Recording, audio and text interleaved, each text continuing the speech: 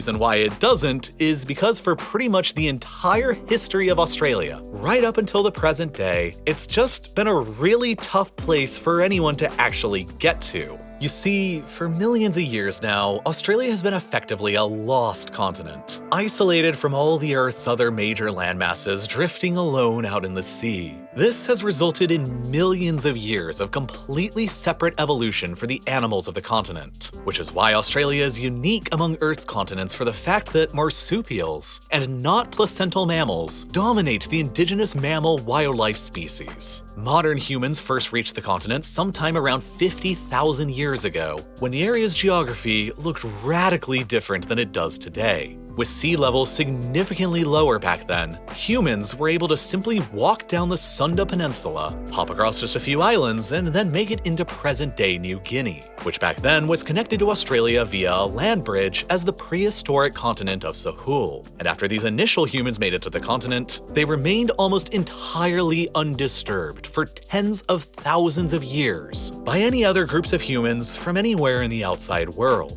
As sea levels began to rise following the end of the last ice age, Sahul was flooded and the land bridge between New Guinea and Australia fell beneath the waves around 10,000 years ago, making Australia even more remote than it had been previously, and even less likely to ever be visited by outsiders. For the next 9,600 years before the eventual arrival of the Europeans in the 17th century, the Australian continent may have only been significantly visited and impacted by outside humans a total of just 2. A little sign of the ship's wreckage was ever discovered, and the 68 survivors of the Virgulda Dryac who were left behind were simply never seen or heard from again, their ultimate fates remaining a mystery to this day. They simply vanished into the vast void of Australia and history without much of a trace.